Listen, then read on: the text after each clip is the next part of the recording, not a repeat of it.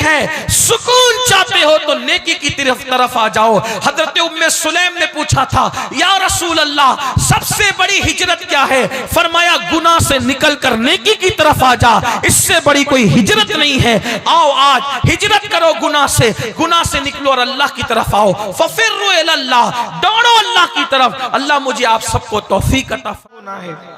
जन्नत में अंबियाए किराम का दीदार होना है, और जो जन्नत में चला गया उसको कभी मौत नहीं आएगी। जो एक मर्तबा जन्नत में चला गया फिर वो जन्नत से कभी निकाला नहीं जाएगा। जो जन्नत के अंदर दाखिल हो गया, इल्ला कीलन सलामन सलामा, उस पर सलामती ही सलामती है। जो जन्नत में दाखिल हुआ अल्लाह उसको सलाम फरमाएगा, फरिश्ते उसको सलाम करेंगे। लेकिन जन्नत है कितनी सस्ती, एक ही काम करना है। कुरान कह रहा है बड़ी माजरत के साथ, जन्नत में जाने के जो नुस्खे तुमने अपनी तबीयतों से खुद ईजाद कर रखे हैं, उससे जन्नत नहीं मिलेगी। जन्नत अल्लाह रब्बुल इज्जत के बताए हुए तरीके पर मिलेगी। कैसे जन्नत मिलेगी? तो कुरान एक ही नुस्खा अता करता है। अल्लाह इरशाद फरमाता है, इन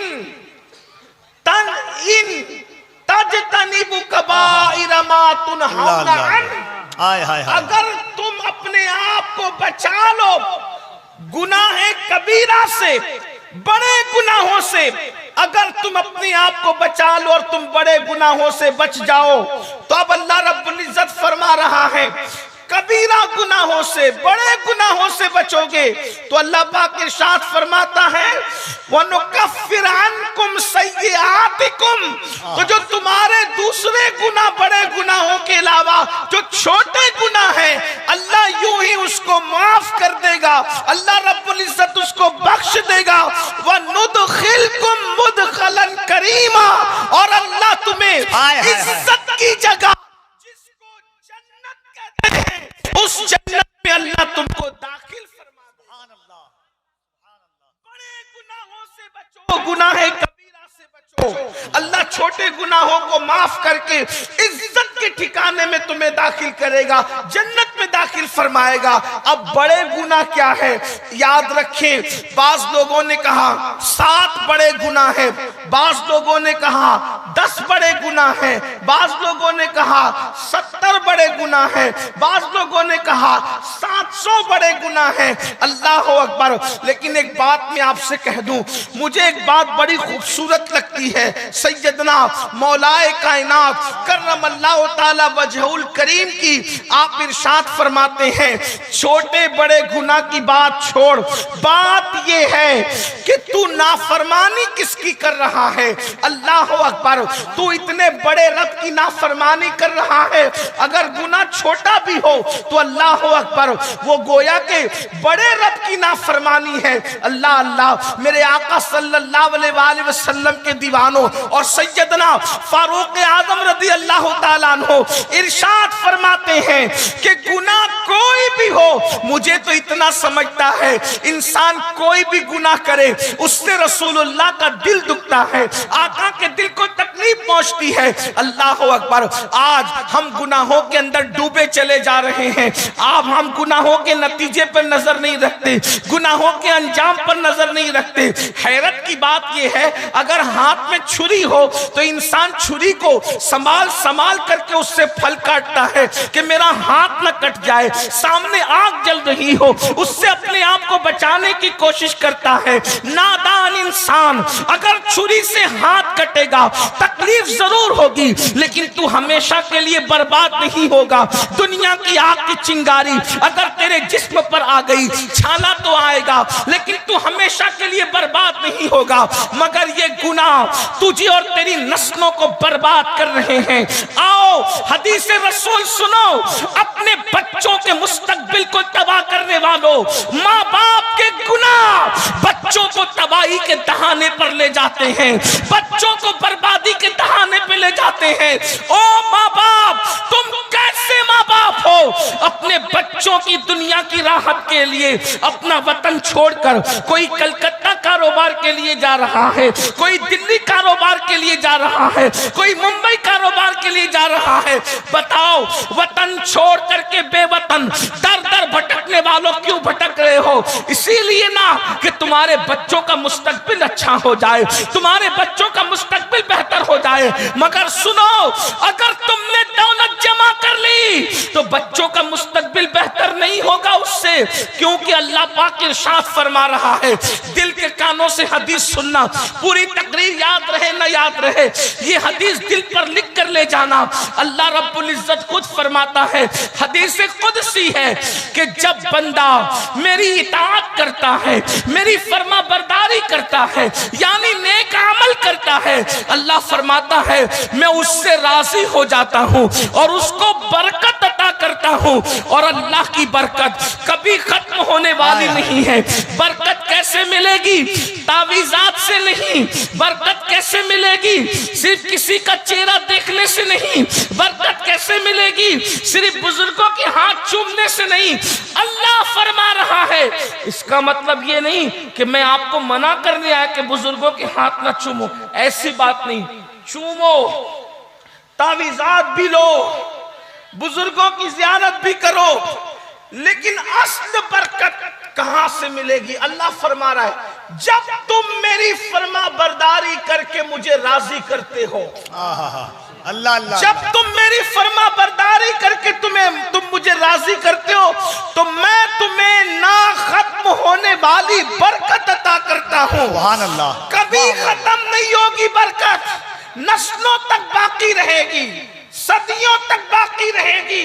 और फिर दूसरा रुख सुनो, फिर अल्लाह फरमाता है जब कोई मेरी नाफरमानी करता है और जब कोई गुनाह करता है तो मैं उससे नाराज हो जाता हूं। तवज्जो करना, अपने बच्चों की शक्ल अपने जहन में लाओ, अपने पोता पोतियों की शक्ल अपने जहन में लाओ, अपने नवासे नवासियों की शक्ल अपने जहन में लाओ। अल्लाह फरमा रहा है, सच्चा खुदा फरमा रहा है, जब तुम मेरी नाफरमानी करते हो तो मैं तुमसे नाराज हो जाता हूं और फिर तुम पे लानत करता हूं, लानत। और वो लानत तुम्हारी 7 पुश्तों तक बाकी रहती है। अल्लाह अकबर। पूछो इन उलमा से, लानत का मतलब क्या है?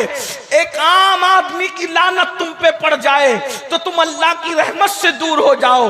जब अल्लाह की लानत तुम पे पड़ेगी और तुम्हारी 7 पुश्तों तक पड़ेगी तो फिर तुम्हें रहमत कैसे नसीब होगी? तुम रहमत इलाही के मुस्तहिक कैसे होंगे? अल्लाह अकबर। पता चला गुनाहों से 7 पुश्तों तक लानत पहुंचती है, 7 पुश्तें बर्बाद होती है, 7 पुश्तें तबाह होती है। ऐ मुसलमानों, इसीलिए अल्लाह फरमा रहा है गुनाह कबीरा से बचो। अब गुनाह कबीरा क्या है? जितनी वक्त में गुंजाइश है, 1 घंटे का वक्त मेरे पास था जिसमें से 10-15 मिनट का वक्त जा चुका है। 40-45 मिनट के टाइम में अब मैं आपके सामने जल्दी जल्दी गुनाह कबीरा की फहरिस्त पढ़ता हूं। ये गुनाह कबीरा क्या है ताकि आप हम उससे बच सके। सबसे पहले गुनाह कबीरा, अल्लाह अकबर, जो सबसे बड़ा अकबरुल कबायर है, यानी सबसे बड़ा गुनाह है। ऐसा गुनाह, हर गुनाह बख्श दिया जाएगा लेकिन ये गुनाह नहीं बख्शा जाएगा, उसको शिर्क कहते हैं। शिर्क, शिर्क से बचो। शिर्क क्या है? अल्लाह के अलावा, अल्लाह रब्बुल इज्जत के अलावा किसी और की इबादत करना, ये शिर्क है। जो चीजें अल्लाह के लिए खास है उसमें किसी को शामिल करना, ये शिर्क है। शिर्क, और शिर्क सारे कबीरा गुनाहों में सबसे बड़ा कबीरा गुनाह है। अल्लाह शिर्क को माफ नहीं करेगा। आज मुसलमानों का हाल क्या हो गया है? माअज़ल्लाह, बहुत सारे मुसलमान बुत खानों की तरफ भी बढ़ते हैं। फिल्मों में देख करके, सीरियलों में देख करके ईमान लोगों का कमजोर हो रहा है। चलो, मस्जिद में बात नहीं बनती तो फिर बुत खानों की तरफ भी चलो। याद रखना मुसलमानों, अच्छी तरह याद रखना, तुम्हारे और मेरे अल्लाह के अलावा किसी की ताकत नहीं, किसी की कुव्वत नहीं, किसी की शान और शौकत नहीं। अरे नादान, अपने अल्लाह की ताकत का अंदाजा लगा।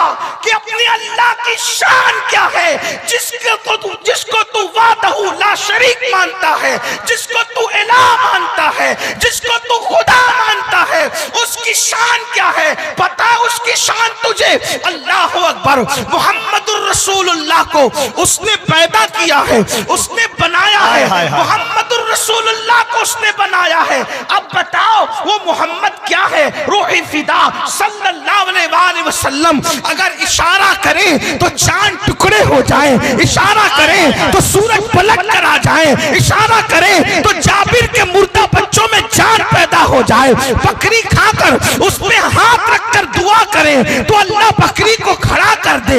हजरत कतादा की आंख अगर बाहर आ जाए, अपना लुआब लगा करके कतादा की आंख रख दे तो पहले से ज्यादा कतादा की आंख रोशन हो जाए। खारी कुएं के अंदर अगर अपना लुआब डाल दे तो खारी कुएं मीठे हो जाए। सूखे कुएं में अपना लुआब डाल दे तो सूखे कुएं पानी से भर जाए। अल्लाह अकबर। मेरे आका की शान ये है, लोग हुजूर का हुस्न देख करके पुकार उठे कि इन जैसा कोई हो नहीं सकता। उनका हाल ये है, रास्ता चले तो पत्थर पर निशाने कदम पड़ते हैं, तो पत्थर पर निशाने कदम जाहिर होते हैं, और मिट्टी पे पैर रखते हैं तो मिट्टी पे कदम का निशान नहीं पड़ता। वो चलते हैं तो बादल साया करता है, वो चलते हैं उनके बदन पर मक्खी नहीं बैठती, वो चलते हैं तो सफर का गर्दो गुबार भी उनके चेहरे को छुपा नहीं सकता। अल्लाह अकबर। उनके कपड़े मैले नहीं होते, उनके जिस्म पर मक्खी नहीं बैठती, उनके पसीने से मुश्क की खुशबू आती है, जमीन पर उनका साया नहीं पड़ता। अल्लाह अकबर। जो देखता है चेहरा देखकर मुसलमान होने पे मजबूर हो जाता है। अंदाजा करें वो शान वाला रसूल जो अबू जहल के हाथों की कंकरियों को कलमा पढ़ा देता है, वो शान वाला रसूल जो दरख्तों को अपने पास बुला लेता है, वो शान वाला रसूल जो दरख्तों को अपने पास से भिजा देता है। लोग हैरान रहते हैं, अल्लाह अकबर ये कैसा है, इसकी शान क्या है? लेकिन जब हजरत बिलाल कहते हैं हय्या अलस सलाह, हय्या अलस सलाह, आओ नमाज की तरफ, तो वो शान वाला रसूल जिसकी तरह कोई नहीं, वो किसी की तरह नहीं, वो वुजू बना कर आते हैं और आकर के नमाज शुरू करते हैं और सर सजदे में रख देते हैं। तो इंसान हैरान होकर सोचता है जब झुकने वाला इतना बड़ा है तो जिसके आगे झुक रहा है उस खुदा की शान का आलम क्या? नारे तकबीर, बोलो हाथों को उठा कर नारे तकबीर, नारे रिसालत, अज़मत मुस्तफा, शान मुस्तफा, रिफात मुस्तफा, शरीयत मुस्तफा, रिफात मुस्तफा। अपने अल्लाह की शान को पहचानो। मुहम्मदुर रसूलुल्लाह जैसी हस्ती उनका बंदा, उसका बंदा है। जब बंदे की मिसाल नहीं है तो उसको बनाने वाले की मिसाल कैसे हो सकती? उसको तुम रब मानते हो, उस रब को छोड़कर कोई बुतखाने की तरफ जा रहा है, कोई पत्थरों की तरफ जा रहा है, कोई पत्थर की मूरत की तरफ जा रहा है। वो जो अपने नाक पर बैठी हुई मक्खी को नहीं हटा सकते, उनके दरवाजे पे जाकर के भीख मांगते हो उस अल्लाह का दर छोड़कर। वो अल्लाह जो मुर्दा अंडे से जिंदा मुर्गी को पैदा करता है, वो अल्लाह जो हवाएं चलाता है, वो अल्लाह जो आसमान से पानी बरसाता है, वो अल्लाह जो रोजाना सूरज निकालता है और चंद घंटों के अंदर मशरिक से सूरज को निकालकर मगरिब के अंदर गुरूब कर देता है। हमारी जमीन से कई 100 दर्जा बड़ा वो सूरज है, न उसमें कोई रस्सी है न कोई तार है।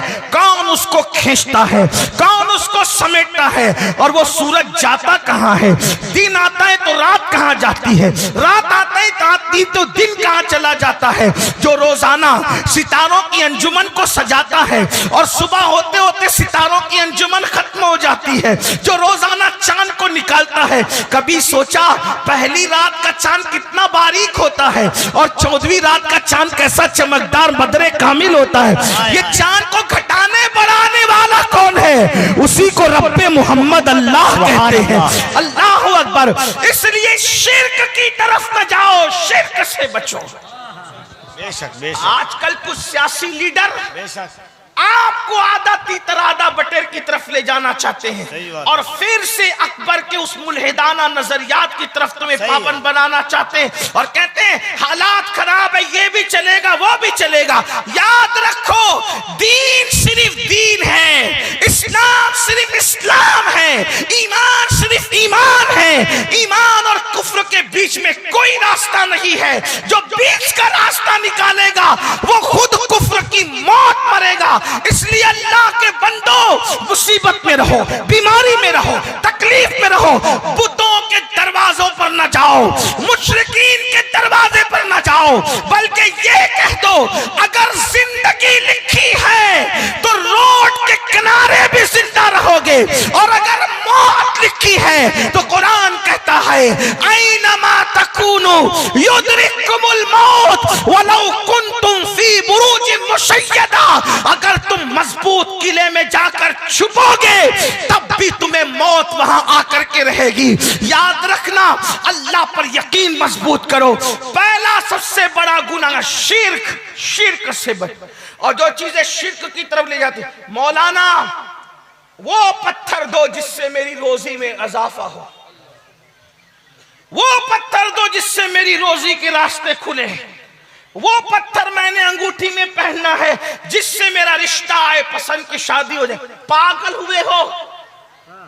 पत्थर रोजी देंगे? वो काबे पे सजे हुए पत्थर पे ईमान रखते थे अबू जहल और अबू लहब। बेशक बेशक। और तुम अंगूठी में सजे हुए पत्थर पे ईमान ले आए। क्या बात है। जो पत्थरों पे ईमान रखते हैं उनकी किस्मत में पत्थर है। पत्थर जीनत के लिए पहने जाते हैं, पत्थर तकदीर बदलने के लिए नहीं पहने जाते। वाह वाह वाह वाह वाह वाह वाह वाह वाह। तकदीर कौन बदलता है? क्या बात है हज़रत। तकदीर अल्लाह बदलता है। बेशक। या तो अल्लाह के दोस्त बदल। इकबाल जैसे ने कहा था निगाहे वली में वो तासीर देखी, बदलती हजारों की तकदीर देखी। वाह वाह सुभान अल्लाह। पत्थर की मूरत हमारी तकदीर नहीं बदल सकते, जो अपने नाक पे बैठी हुई मक्खी नहीं हटा सकते। दुनिया आज सीरियल और फिल्मों के जरिए से बताना चाहती है कि पत्थरों की ताकत बड़ी। पत्थरों की ताकत नहीं, पत्थरों को पैदा करने वाले खुदा की ताकत बड़ी। इसलिए शिर्क की तरफ न जाओ, शिर्क से बचो। पहला गुनाह। नंबर 2, बड़े गुनाहों में नंबर 2, नमाजों को तर्क करना। ये बहुत बड़ा गुनाह है। आज मेरी कौम को नमाज के लिए वक्त नहीं। मैं बहुत लंबी तकरीर मैंने पहली का नहीं करना, बहुत मुख्तसर में अपनी गुफ्तगू को समेटना है। लेकिन मेरी कौम के जवानों, आज मेरी बहनों, आज हमारे पास अल्लाह के लिए देने को टाइम नहीं। आप मुझे बताएं, फिलिस्तीन के हाल पे रो रहे हो, बैतुल मक़दिस के हाल पे रो रहे हो, दुनिया के हालात पे रो रहे हो, क्यों रो रहे हो? आपके पास अल्लाह को देने के लिए टाइम नहीं, बेवफा इंसानों के लिए टाइम है, गद्दारों के लिए टाइम है, बेवफाओं के लिए टाइम है, मुजरिमों के लिए टाइम है। अल्लाह के लिए जिसने वफा पैदा किया उसके लिए टाइम नहीं। ये जो दोस्त तुम्हारे हैं, दोस्त जिन्हें आप बहुत मुंह भर के दोस्त कहते हो, पहली बात तो मैं समझता हूं कि दोस्त तो मिलेंगे कितने। एक बात सच्ची सच्ची कहूं, इमाम हुसैन को करोड़ों में चंद के सिवा दोस्त ना मिले तो तुझे क्या दोस्त मिलेंगे? आज की दोस्ती तो चाय के लिए है, आज की दोस्ती तो खान पान के लिए है, आज की दोस्ती तो दौलत और जायदाद की बुनियाद पर है। दोस्त होते कहाँ है? अरे नादान, अल्लाह ने अपनी पूरी मखलूक में कितनों को दोस्त बनाया, जरा वो तो देख। अरबों खरबों में कितने दोस्त बने वो तो देख। जब अल्लाह के दोस्त इतने महदूद है तो तेरे दोस्त कितने होंगे? मखलूक अल्लाह की सब है, बंदे सब है, लेकिन अल्लाह ने सबको दोस्त नहीं बनाया, बल्कि वो अपने दोस्तों की डेफिनेशन बयान करता है। अला इन्ना औलिया अल्लाह ला खौफुन अलैहिम वला हुम यहज़नून। आगा हो जाओ, जो अल्लाह के दोस्त हैं ना उन्हें खौफ है ना गम है। अब अल्लाह फरमाता है अल्लाह के दोस्त कौन है? अल्लदीना आमनू व कानू यत्तकून। अल्लाह के दोस्त वही लोग हैं जो ईमान लाते हैं और अल्लाह से डरते हैं, परहेजगारी इख्तियार करते हैं। लहुमुल बुशरा फिल हयाति दुनिया व फिल आखिरा। उनके लिए बशारत दुनिया में भी है और आखिरत में भी उनके लिए बशारत है। हर इंसान अल्लाह का दोस्त नहीं होता। जब हर इंसान अल्लाह का दोस्त नहीं होता, नादान, जब सब अल्लाह के दोस्त ना बन सके तो सब तेरे दोस्त कैसे बन सकते हैं? ये जो दोस्त तेरे हैं, मैं ये नहीं कहता मेरे भाई की नफरत कर, लेकिन मरेगा तो ये तेरी मिट्टी देने के लिए भी नहीं आएंगे, तुझे कब्रिस्तान पहुंचाने तक भी नहीं आएंगे। जिनके साथ तू रात रात भर बैठता है, जिनके लिए तू कसमें खाता है, जिनके लिए क्या क्या करता है, और अल्लाह के लिए तेरे पास टाइम नहीं। बहुत सादगी से मुसलमान कहता है मौलाना नमाज के लिए टाइम नहीं, और नमाज का उन्वान छेड़ो तो लोग इधर उधर होने की कोशिश करते हैं। सुन लो नमाज क्या है।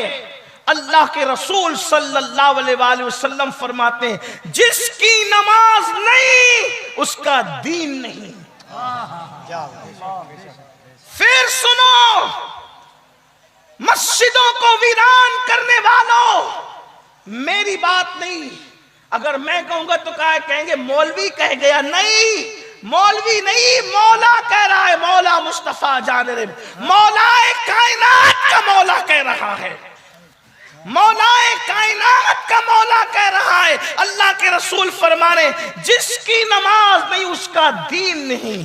सैयदना फारूक आजम रदी अल्लाह तबारक व तआला को जब जख्मी कर दिया गया, जिस्म से खून निकलता रहता, बेहोशी की कैफियत रहती, जब होश में आती और नमाज का वक्त बताया जाता, फौरन नमाज पढ़ते लोग कहते खून रिश्ता है पूरे जिस्म से। आप फरमाते मैंने अल्लाह के रसूल से सुना कि जिसने नमाज छोड़ दी दीन में उसका कोई हिस्सा नहीं है। अल्लाह के रसूल अलैहिस्सलाम ने इरशाद फरमाया जो नमाज जानबूझकर छोड़ देता है अल्लाह की पनाह से वो बाहर निकल जाता है, अल्लाह की अमान से बाहर निकल जाता है, अल्लाह के जिम्मे करम से वो बाहर निकल जाता है। और मेरे आका फरमाते हैं जिसने फज्र की नमाज अदा की वो शाम तक के अल्लाह के जिम्मे करम पर रहता है, अल्लाह की करम की चादर में रहता है। याद रखना मेरे भाइयों, अपनी ताकत और कुव्वत पर गुरूर करने वालों, अपनी कुव्वत पर नाश करने वालों, अपनी जवानी पर घमंड करने वालों,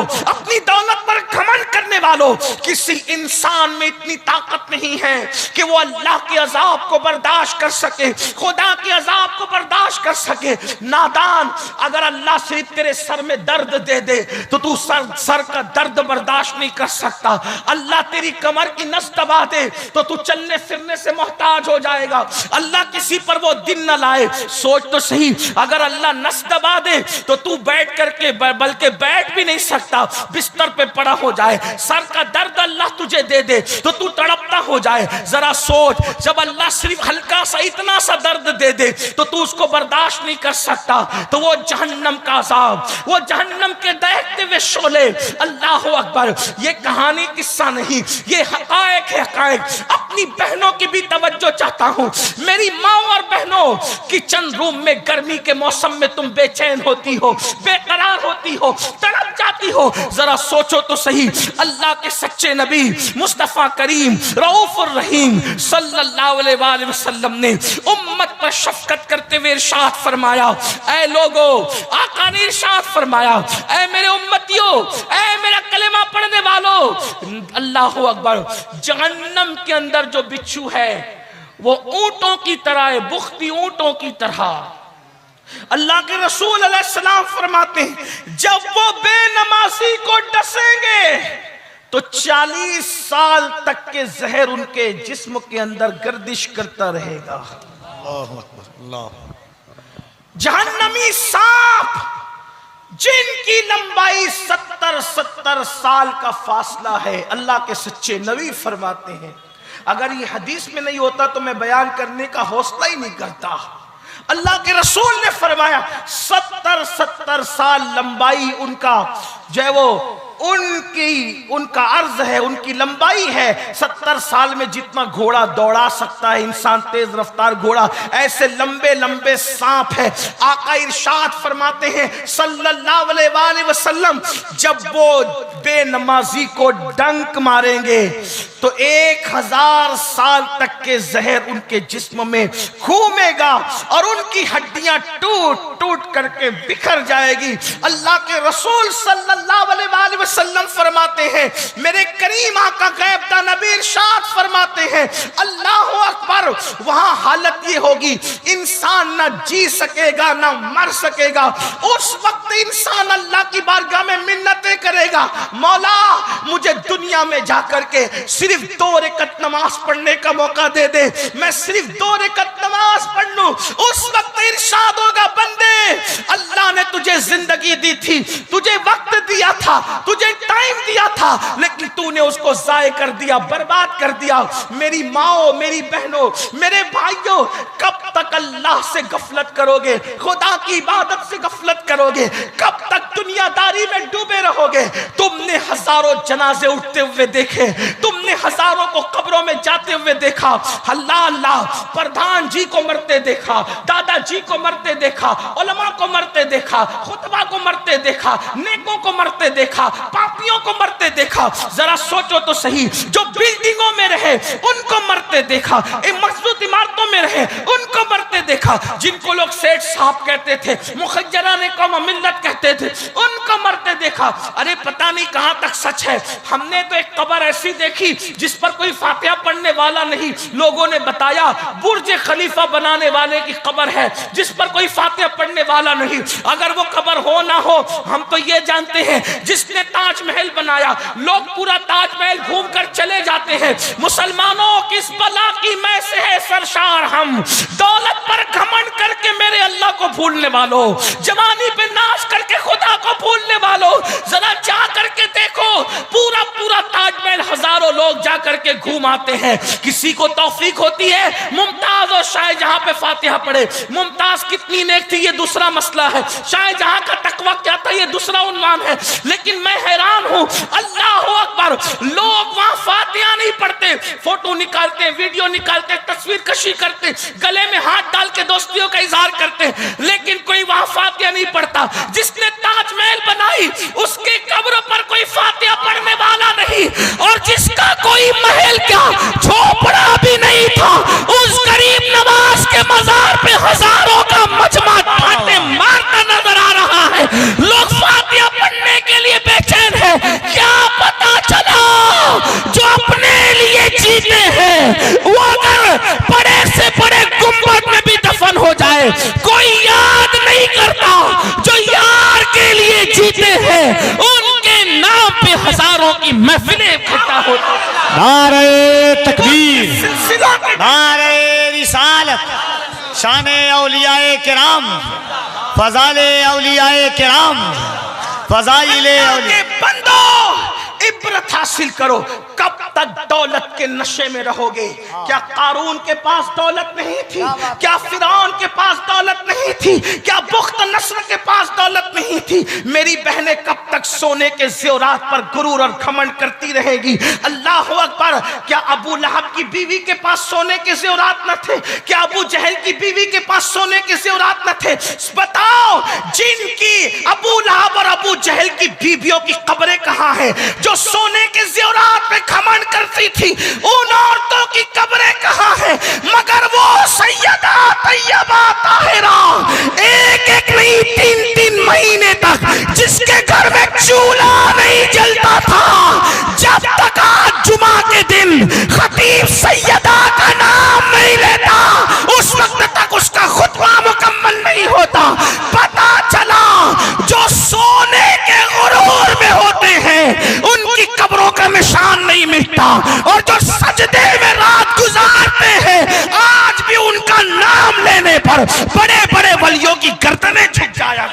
सुभान अल्लाह। नारे तकबीर, नारे रिसालत, अज़मत मखदूम-ए कायनात, जिक्र मखदूम-ए कायनात। कब तक दुनिया में गर्क रहोगे, कब तक दुनिया में डूबोगे? एक वक्त की नमाज के लिए सिर्फ 10 मिनट का टाइम लगता है, और ये 10 मिनट का टाइम क्या है? सजदा करो। अरे जिस सजदे की बरकत से अल्लाह मिलता है, कौन सी दौलत नहीं मिलेगी, कौन सी ताकत नहीं मिलेगी। मेरी कौम की बच्चियां हमसे कहलवाती हैं, जरा सैयद से कहना रिश्ते नहीं आते। मैंने कहा मेरी बहन मुझसे क्या कहती है? अल्लाह से बोल, सजदा कर, क्या कहने, अल्लाह से बोल। नहीं मौलाना, नहीं नहीं, हम गुनहगार है, अल्लाह हमारी नहीं सुनता, वो तुम्हारी सुनेगा। तो क्या तुमने ईसाइयों का कोई फेल सीख रखा है? यहूदियों का फेल सीख रखा है? ये सब गलत है। किसने कह दिया वो गुनहगारों की नहीं सुनता? सुन लो, अगर वो सिर्फ नेकों की सुनता तो फिर गुनहगार कहां? मुझसे बड़ा भी कोई गुनहगार है दुनिया में? मुझे तजुर्बा हुआ कि जब वो मेरी रद्द नहीं करता, मुझ जैसे पापी मुजरिम गुनहगार की, वो तुम्हारी कैसे रद्द करेगा? मैंने तो जब से शऊर संभाला, जो मांगा उसने मांगने से सिवा दिया। जैसे वो नेकों का रब है, वैसे वो गुनहगारों का भी रब है। और एक बात मैं तुम्हें सिखा दो, सीख लो, मेरा आना कामयाब होगा। दुआ की कबूलियत के लिए नेक होना जरूरी नहीं है। तवज्जो, दुआ की कबूलियत के लिए क्या बात है? नेक होना जरूरी नहीं है, दुआ की कबूलियत के लिए अल्लाह पर यकीन होना जरूरी है। वाह वाह वाह वाह वाह वाह वाह वाह वाह वाह वाह वाह वाह वाह वाह। जब यकीन से मांगोगे, वाह वाह वाह, कितने भी बड़े पापी हो तुम्हें अता करेगा। अल्लाह अल्लाह। यकीन चाहिए। बताऊं, शैतान से बड़ा भी कोई पापी है? शैतान की कबूल की कि नहीं की? अल्लाह ने जब उसको कहा निकल, नाराज होके कहा ना, नाराज होकर निकल, तू शैतान बन गया आज से। जिस दिन शैतान बना उस दिन क्या मांगा? रिश्ता, रोजी रोटी नहीं, इतनी बड़ी चीज मांगी कि किसी ने नहीं मांगी। अल्लाह मुझे कयामत तक की उम्र दे, कयामत तक की उम्र दे। अल्लाह ने कहा जा दिया। तवज्जो है आपकी? जी बिल्कुल आता। क्या कहा? जा दिया। जो शैतान को महरूम ना करे, वो महबूब की उम्मत को महरूम करेगा। मांग कर तो देख, मांग, तेरे पास टाइम नहीं है, उसको देने के लिए है। हम तो माइल बकरम है, कोई साइल ही नहीं, राह दिखलाए किसे, राह रवे मंजिल ही नहीं। बंदे जरा गिड़गिड़ा के देख, अच्छी तरह वुजू कर, 2 रकत नफिल पढ़ और फिर गिड़गिड़ा रो, फिर देख कैसा मजा आता है, कैसे उसके करम के दरवाजे खुलते हैं। लेकिन ये तुमने नहीं सीखा। तुम तो माज़अल्लाह ये चाहते हो दुआ भी हजरत करें, वजीफा भी हजरत पढ़ें, सब हजरत करें और नेमतें मुझे मिले। ये सब मत करो, हंसने की बात नहीं है। सुधरो, सौरो। अपने अल्लाह से कब तक दूर भागोगे? रिश्ता जोड़ो अल्लाह से, अल्लाह के करीब आओ। और याद रखना, सबसे दोस्ती करना मुश्किल है, रब से दोस्ती करना बहुत आसान है। ये मेरे अजीज भाई मौलाना कफील अंबर साहब अच्छे बेहतरीन नाजिम है। हाथ मिलाना मुश्किल है, हाथ मिलाना मुश्किल है ना इनसे। ये उलमाए किराम, इनके करीब आना मुश्किल है। अपने जैसे इंसान है ना। हाँ, ये मौलाना बैठे हुए हमारे साथ मुंबई से, हाफिज साहब हमारे बड़े मुखलिस हैं। आप करीब आना चाहे तो कितना मुश्किल। पहले कफील भाई के घर का पता, फोन नंबर, ये वो क्या क्या करें। लेकिन अगर अल्लाह से मिलना हो तो अल्लाह से बात करना कितना आसान कर दिया हुजूर ने तुम्हारे लिए। वुजू करो, वुजू करो अच्छे से, नमाज के लिए खड़े हो जाओ, और जब तुम तिलावत करना शुरू कर दिए, समझ लो तुम्हारी गुफ्तगू अल्लाह से शुरू। सुभान अल्लाह, सुभान अल्लाह। हाथ उठा के तुमने दुआ शुरू कर दी, अल्लाह से तुम्हारी मुनाजात और गुफ्तगू अर्ज मारूफ शुरू हो गया। आंसू बहने लगे, करम मुतवज्जे हो गया। बताए अल्लाह कैसे मुतवज्जे होता है? कफील भाई को, मौलाना को, पीर साहब का, हजरत इधर देखे ना, हजरत इधर देखे ना, हजरत इधर देखे ना। हजरत की तवज्जो किसी मैं किसी को टारगेट नहीं कर रहा हूँ, सिर्फ आपको अल्लाह की तरफ बुलाना चाहता हूँ। गलती हो तो माफ कर देना, लेकिन मेरी नीयत किसी को जलील करना नहीं। लेकिन ये बात को, हजरत की तवज्जो कभी मालदार की तरफ है, हजरत की तवज्जो कभी सेठ साहब की तरफ, इसकी तरफ, उसकी तरफ। हाँ, आपका नसब देख रहे हैं, ये देख रहे हैं, वो देख रहे हैं, लेकिन अल्लाह को मुतवज्जे करने के लिए सिर्फ आपकी आंख से आंसू बहना शुरू हुए, अल्लाह की रहमत कहती है।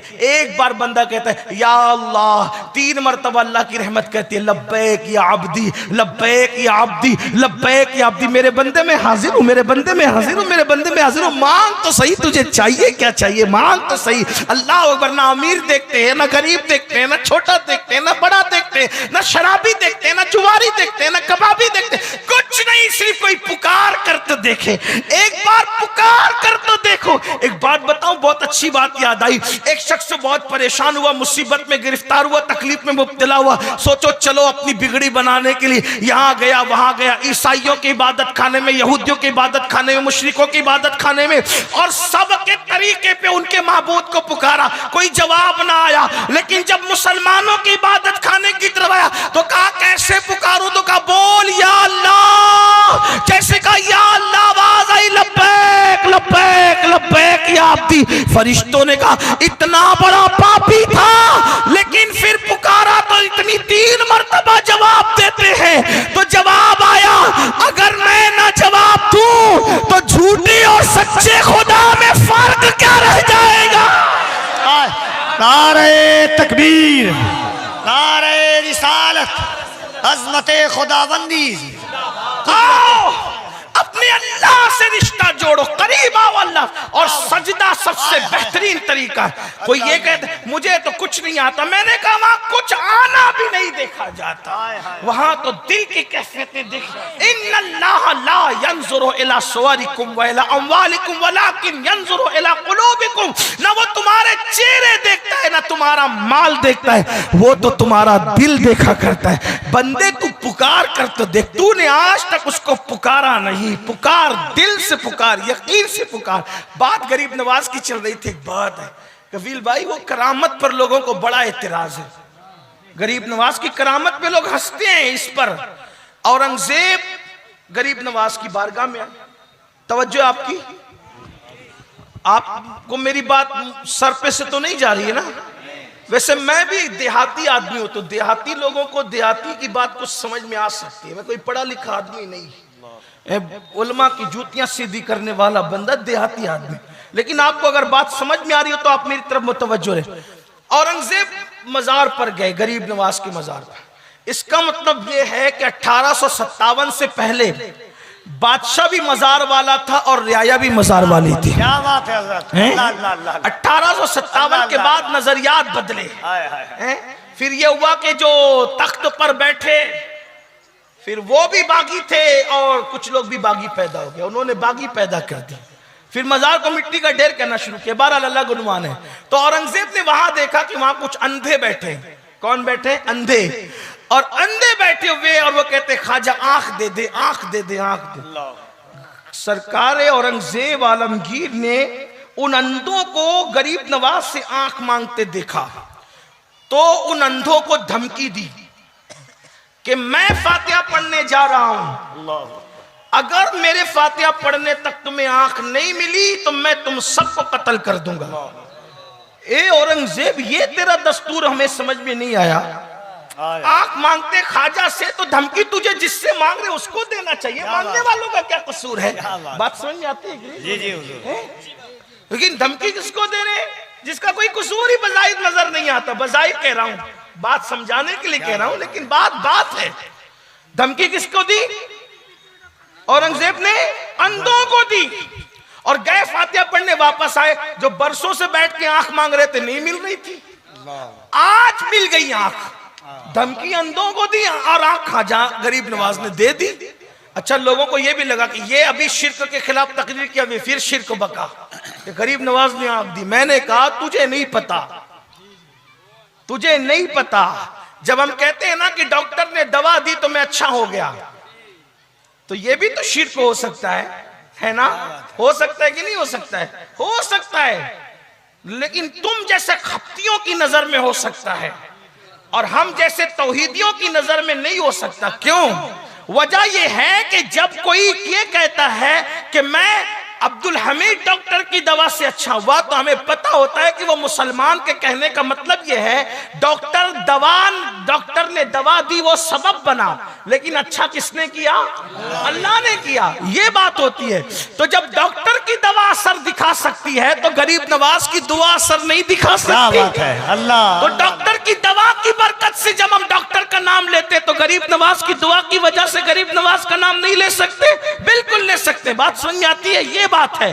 और हजरत आरिफ रूमी कहते हैं कि अब्दुल्ला की जबान से जो निकलता है उसको अल्लाह पूरा कर देता है। तो गोया कि अब्दुल्ला की बात अल्लाह ही की बात होती है। ये बात है कि नहीं है? ठीक है।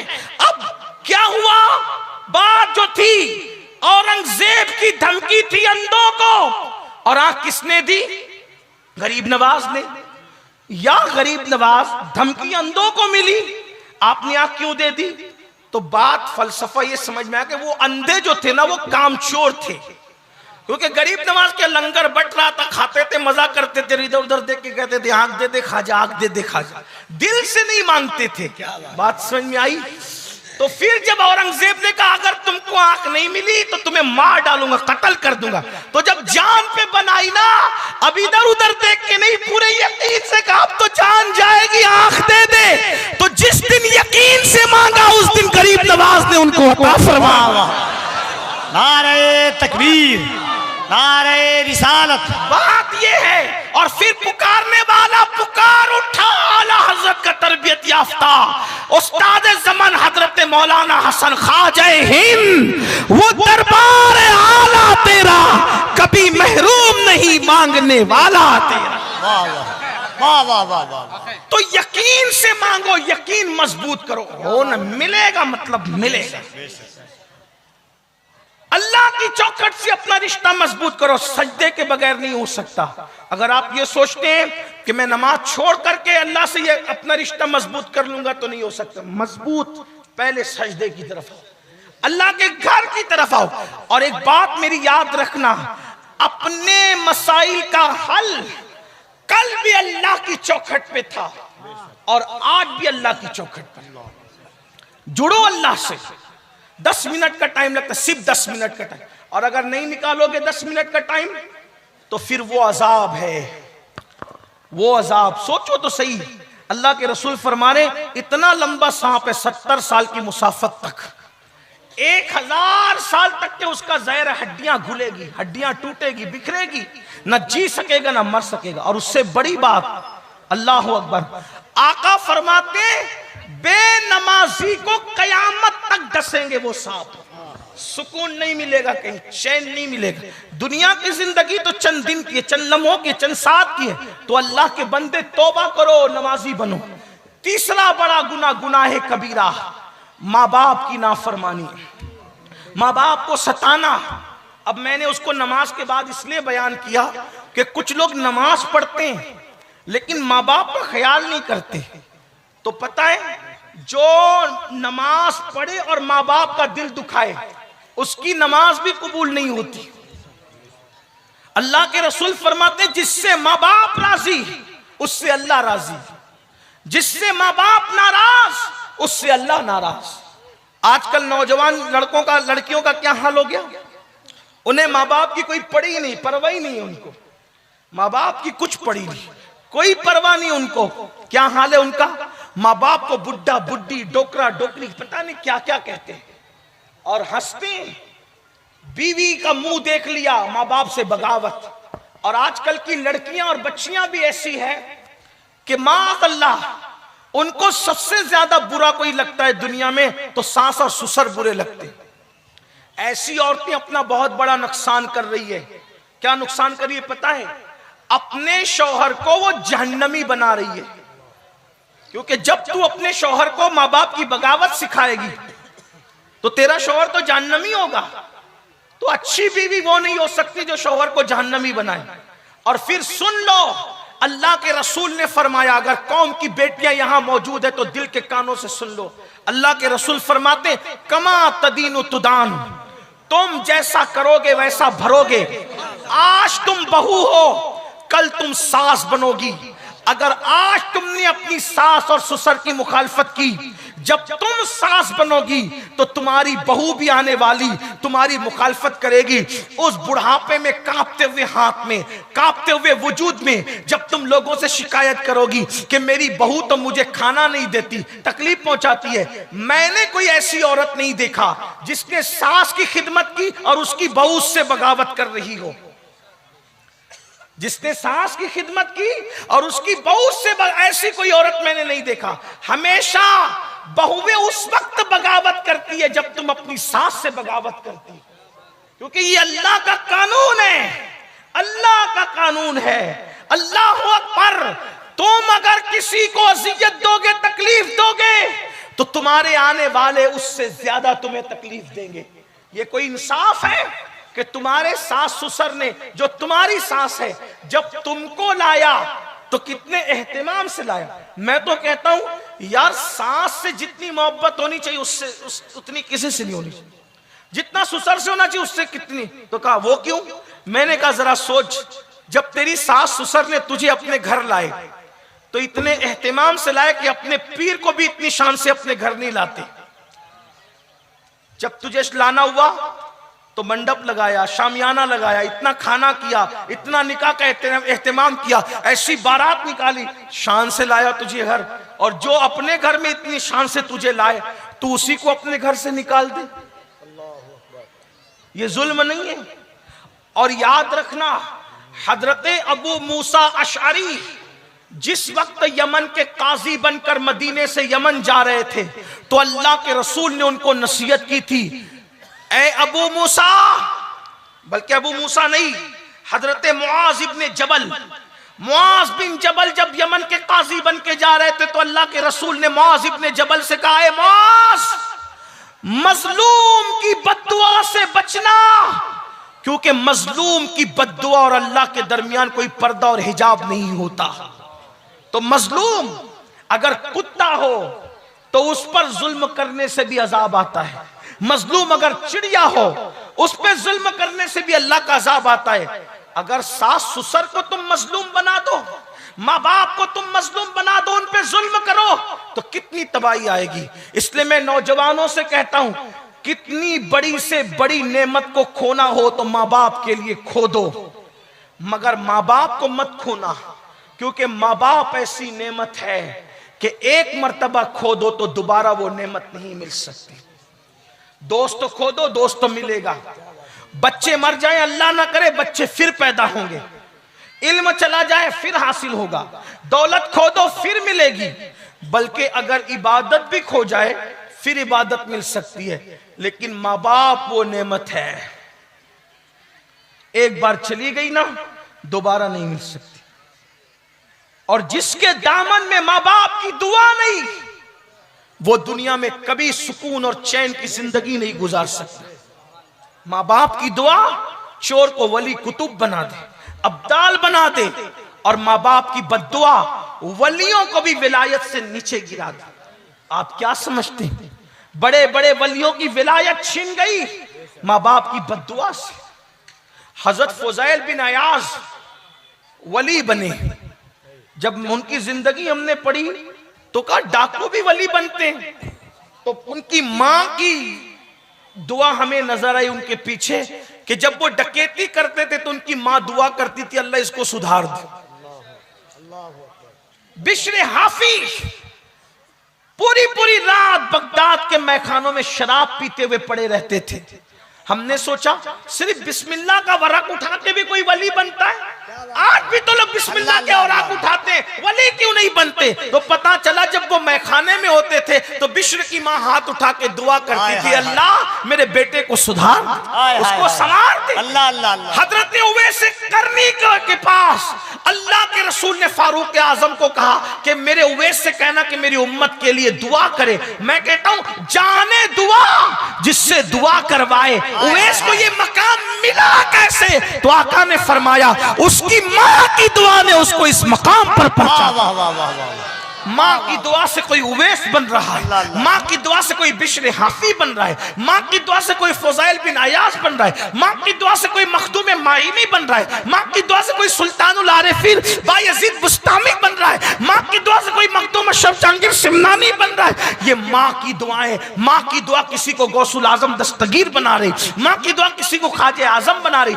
बल्कि एक बात आपसे कहूं, मैं कोई बहुत इल्म वाला इंसान नहीं, लेकिन आप कोई कामयाब आदमी की जिंदगी पढ़ो, मैं उसके पीछे मां साबित ना करूं तो फिर क्या बात है। अल्लाह अल्लाह। बल्कि हमारे आका सल्लल्लाहु अलैहि वसल्लम को किसी की दुआ की जरूरत नहीं। लेकिन हुजूर अलैहिस्सलाम जब बचपने में है, हुजूर की अम्मी कहती थी अल्लाह मेरे लाल को उरूज अता फरमा, मैंने ऐसे लाल को पैदा किया है जिसकी वजह से मशरिक और मगरिब में मेरे डंके बचेंगे।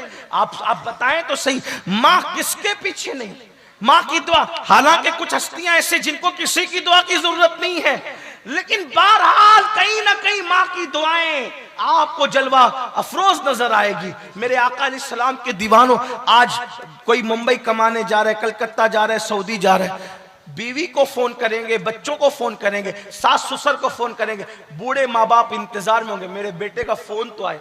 औलाद को फोन तक करने की तौफीक दी। इसीलिए मैं सोचता हूँ या अल्लाह, जो औलाद जीते जी माँ बाप की दरियाफ्त न करे, माँ बाप का हाल दरियाफ्त न करे, माँ बाप का मिजाज दरियाफ्त न करे, वो मरने के बाद इनके लिए मगफिरत की दुआ क्या करें। एक सच्ची बात कह दूं, सुन्नियों की मजमे में जब ये बात कहता हूं तो बहुत बुरा लगता है मेरे सुन्नी भाइयों को, और मुझे तो मिलता ही सुन्नियों का मजमा, अल्हम्दुलिल्लाह मैं वो खुशनसीब हूं कि अहले मिंबर भी सारे सुन्नी होते और सुनने वाले भी सारे सुन्नी होते, है ना। अभी जब आएंगे उलमा, जाएंगे उलमा, तो आप धक्कम धक्की, रेल पेल और एक दूसरे पे गिर पड़ोगे। क्यों? हजरत के हाथ चूमो, हजरत के, मैं कहता हूं हजरत के हाथ चूमो, बाद में पहले अपने माँ बाप के हाथ चूमो। माँ बाप को तरसाते हो, माँ बाप को तड़पाते हो, यहाँ जलसे में तकरीर अच्छी लगती है तो पैसा देते हो, नजराना देते हो, नात सुनते हो तो नजराना देते हो, निजामत अच्छी लगती है तो नजराना देते हो, और घर से इस हालत में आते हो कि माँ ने कहा बेटा दवाखाना जाना है, जरा पैसे चाहिए, तो क्या कहते बस सब तुम्ही को दे दे, तुम्ही पे खर्चा करें और कोई खर्चा ना करें। माँ बाप से अपनी दौलत छुपाने वालों, यहाँ क्या देते हो, यहाँ क्या देते हो, क्या रियाकारियों के दरवाजे खोल रखे। मैं ये नहीं कहता कि हर देने वाला रियाकारी करता है, लेकिन याद रखना, माँ बाप को तड़पा के और तरसा के यहाँ नजराना देने वालों, तुम्हारे नजराने तुम्हारे मुंह पे मार दिए जाएंगे। माँ बाप को गाली देकर पीरों के हाथ चूमने वालों, तुम्हारा हाथ चूमना काम नहीं आएगा। माँ बाप को गालियां देकर बुजुर्गों की चादरें चूमने वालों, तुमको चादरें चूमना काम नहीं आएगा। मुझे बाद में कितनी गालियां देना है दे लेना, लेकिन ये सच्चाई है। पहले माँ बाप को चूमो, माँ बाप पहले तुम्हारे मुर्शिद है, हम लोगों से पहले तुम्हारे मुर्शिद तुम्हारे माँ बाप है। क्योंकि हमें देखोगे क्या मिलेगा नहीं मिलेगा मुझे नहीं पता, मैं उलमाए किराम की तवज्जो चाहता हूं। हमें देखोगे, आप तायीद करोगे तो बोलूंगा, वरना मैं अपनी बात वापस ले लूंगा। हमें देखोगे, हमें देखोगे, आपको सवाब मिलेगा नहीं मिलेगा कोई गारंटी नहीं।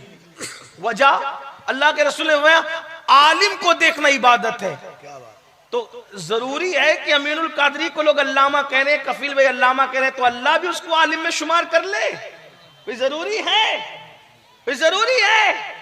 यही तो बात है ना, आलिम से मुसाफा करो तो हुजूर से मुसाफा करने का सवाब मिले। कोई जरूरी है अमीरुल कादरी कोई अल्लामा कह रहा है मोहब्बत में तो अल्लाह भी उसको आलिम शुमार करे, ये जरूरी है नहीं। लेकिन माँ बाप के लिए गारंटी है, उनके चेहरे को मोहब्बत से देखोगे तो अल्लाह तुम्हें मकबूल हज का सवाब अता फरमाए। तो डाउटफुल सवाब के चक्कर में पड़ते हो, वाह वाह, और यकीनी कंफर्म जो सवाब है उससे पीछा छुड़ा रहे हो। मैं आपको उलमा से बदसन करने नहीं आया, वल्लाह मेरी नीयत पर आप शक न करें। आप हर आलिम की इज्जत करें, उससे पहले अपने माँ बाप की इज्जत करें, अपने उलमा की कद्र करें, उससे पहले अपने माँ बाप की। जो माँ बाप का नहीं होता वो किसी का नहीं होता। और याद रखना, उनकी बातें उनके मुंह पे मारी जाए। सरकार गरीब नवाज का नाम खूब लेते हो ना, गरीब नवाज खुद फरमाते हैं, वो कहते हैं मैंने हदीस पढ़ी अपने नाना की, कि क़यामत के दिन एक बंदा होगा जिसका नाम आमाल पहाड़ों जैसी नेकियों से भरा होगा। वो पहाड़ों जैसी नेकियां लेकर आएगा। सुन लो मेरे भाइयों, गौर से सुन लो, मेरे नौजवानों गौर से सुन लो। आज तुम्हें टाइम नहीं है माँ बाप के पास बैठने के लिए, माँ बाप इंतजार करते। जैसे तुम बचपन में माँ बाप के लालची थे ना, आज बुढ़ापे में माँ बाप तुम्हारे लालची है। जैसे तुम बचपन में कहते थे ना मेरे अब्बा मेरी अम्मी, आज मेरे बूढ़े माँ बाप कहते मेरा बच्चा मेरा बेटा। उनको न सताओ, उन्हें न तकलीफ पहुंचाओ, उनका दिल न दुखाओ, तबाही होगी, बर्बादी होगी। कभी तरक्की नहीं मिली माँ बाप के सताने वालों को, कभी उरूज नहीं मिला, चंद दिन का उरूज होगा फिर हमेशा की तबाही होगी। ये मत समझना कि हम कुछ और देख रहे हैं। याद रखिए अल्लाह की लाठी में आवाज नहीं है, कहने वाले ऐसा कहते हैं। अल्लाह का जब अजाब आता है तो फिर आता है, बर्बादी आती है तो आती है। और याद रखना माँ बाप की बद्दुआ कभी ना कभी जरूर रंग लाती है। ना उनकी दुआ रद्द होती ना उनकी बद्दुआ रद्द होती।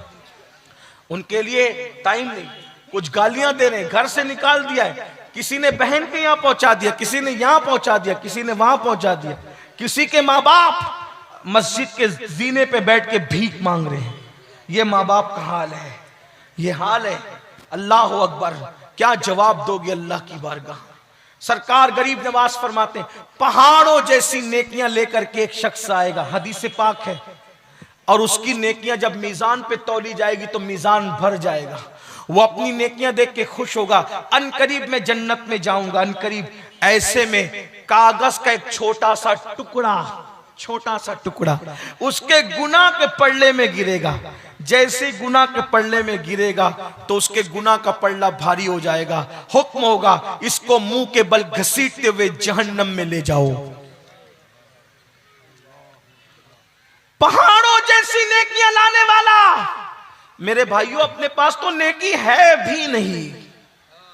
हम तो जुमा की भी 2 रकत नमाज पढ़ के भाग जाते हैं। हम जुमा में भी 14 रकत पूरी नहीं पढ़ते। आप गौर करो फजर कब पड़ी थी आज से पहले अपनी जिंदगी में? फजर कब है जरा सोचो तो सही। पूरी जिंदगी फजर नहीं पड़ी। जिन्होंने पढ़ी उनको वुजू करने का तरीका नहीं पता, गुसल करने का तरीका। एक अच्छा आलिम अगर अपना वुजू चेक करे तो हम अपना वुजू साबित नहीं कर सकते। अल्लाह चेक करेगा तो क्या वुजू हमारा साबित होगा और क्या गुसल साबित होगा? सोचो तो सही। कुछ नहीं अपने पास। जिनके पास है उनका क्या हाल है?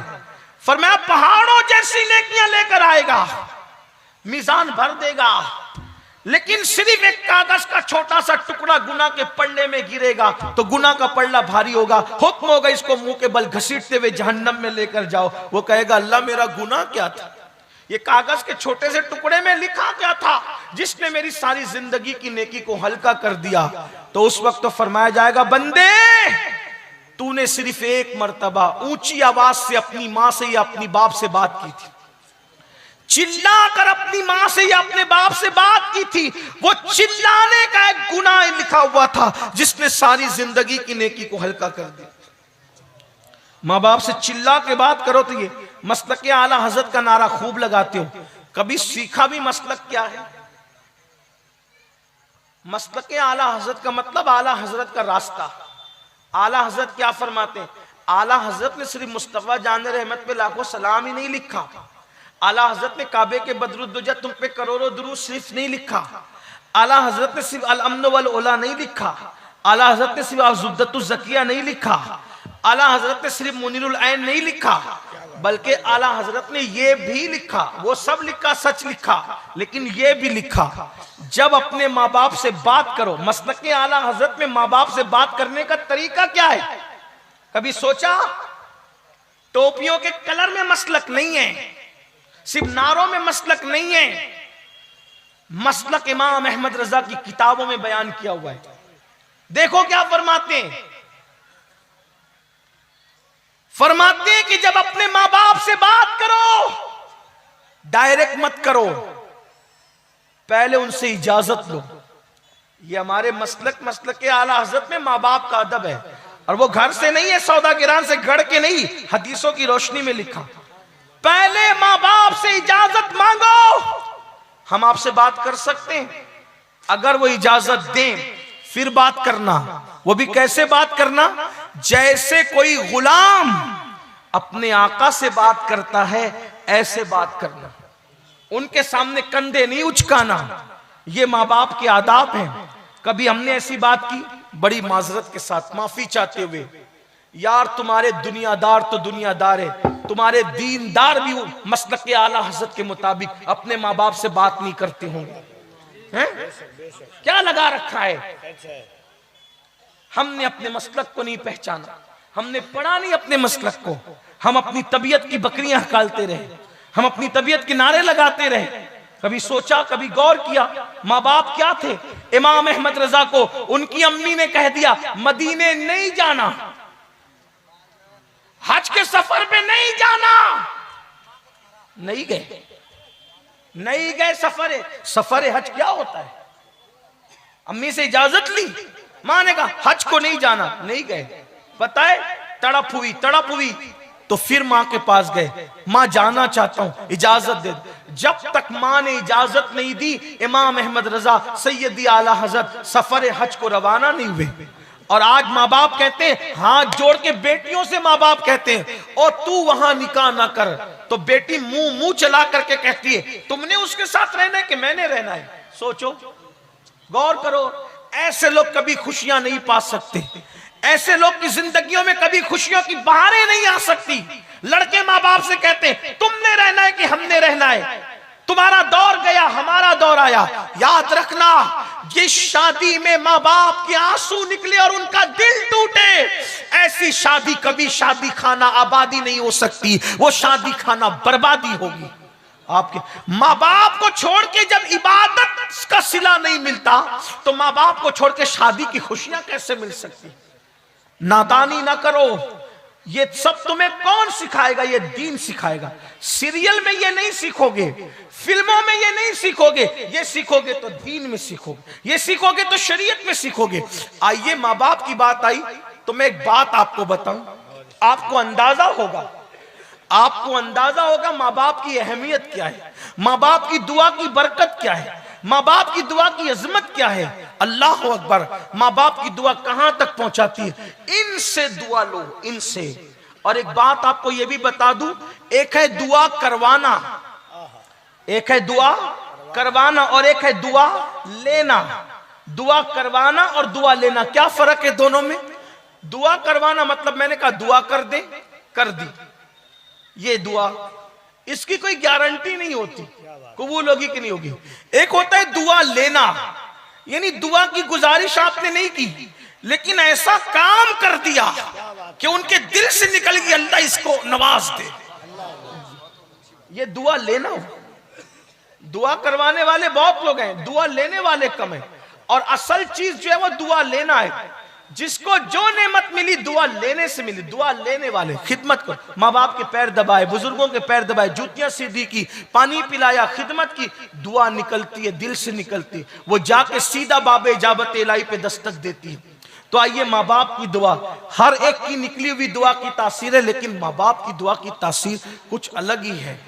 कहते हैं कि एक मर्तबा हजरते सैयदना मूसा अलैहिस्सलाम सफर में थे, और सफर में हजरत मूसा अलैहिस्सलाम चलते चलते थक गए।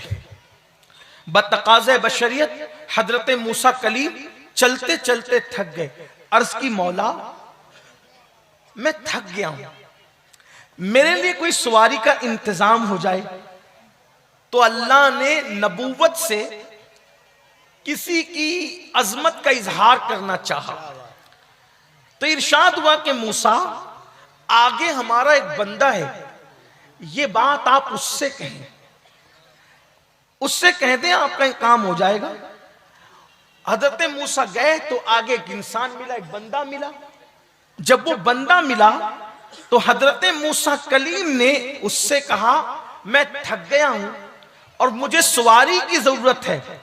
उस बंदे ने दुआ की, ए अल्लाह, तेरा पैगंबर थक गया है, तू बादल जमीन पे उतार दे ताकि इनकी सवारी का इंतजाम हो जाए। तो क्या हुआ?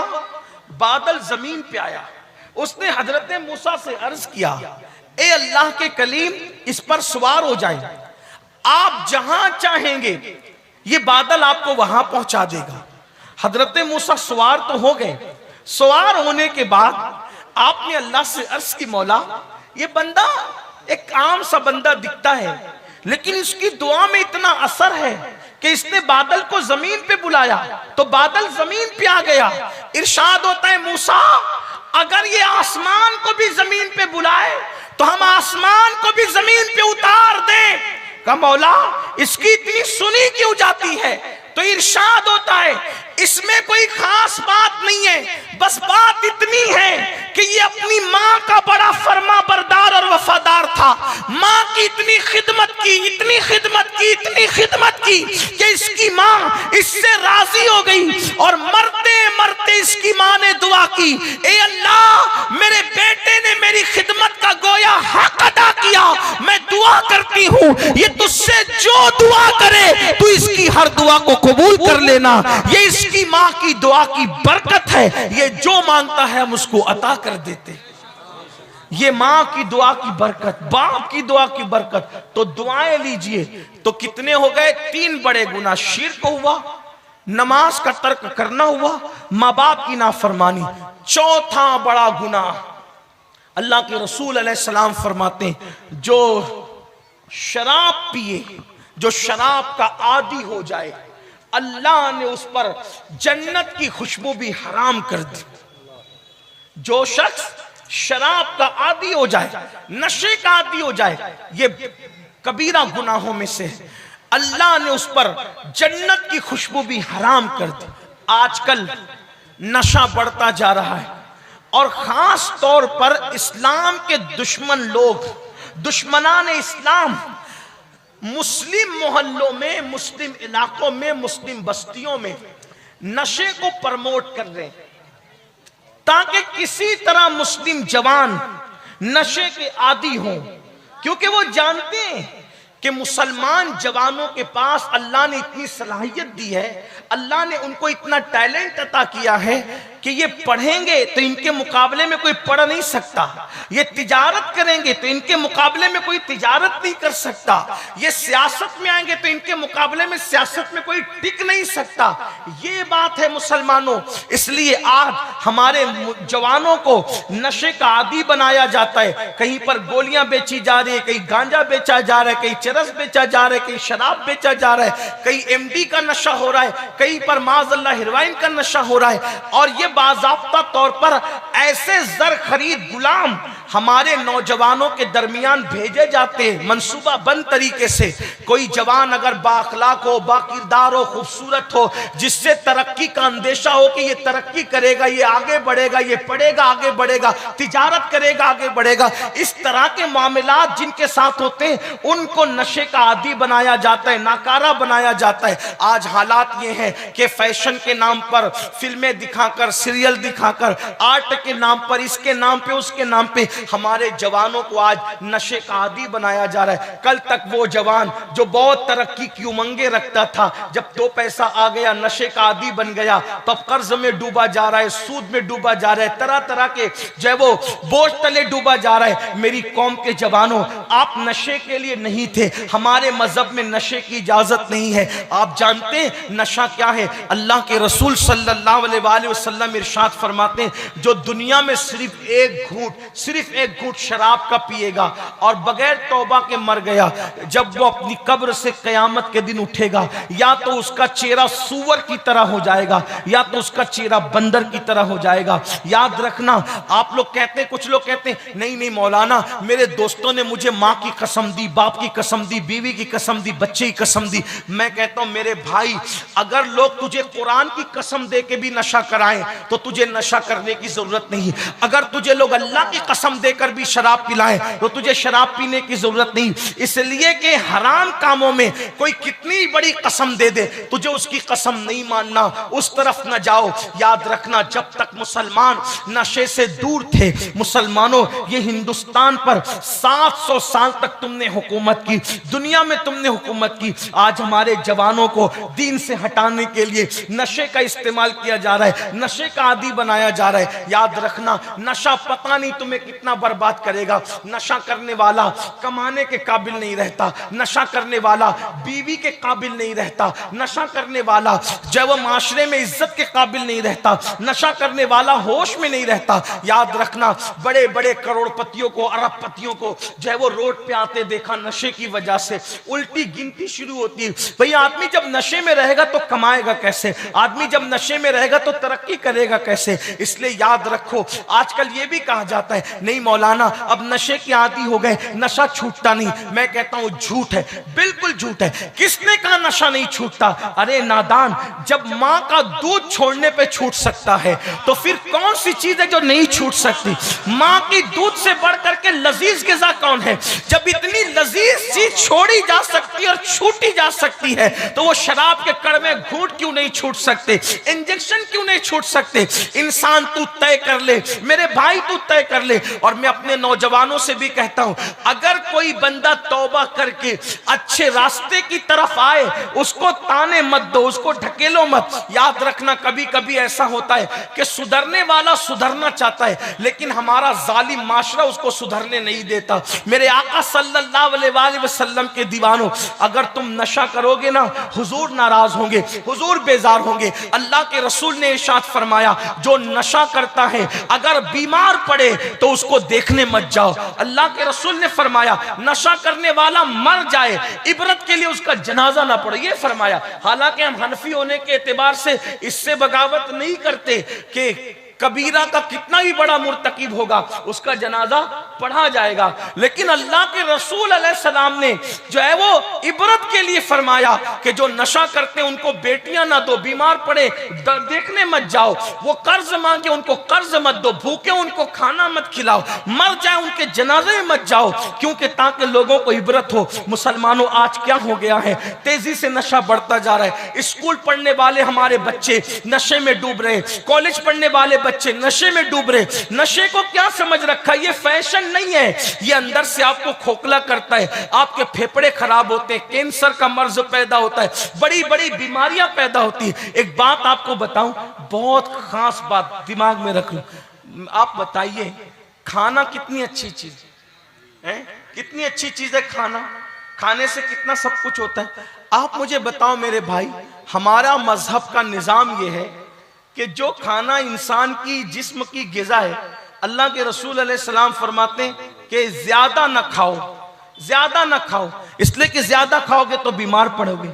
और अल्लाह के रसूल सल्लल्लाहु अलैहि वसल्लम ने ज्यादा खाने वालों के लिए क्या फरमाया? आका फरमाते हैं, जिसको भूख नहीं है फिर भी वो खाता ही रहता है तो अल्लाह का अजाब उससे करीब है, अल्लाह का अजाब उसके करीब है।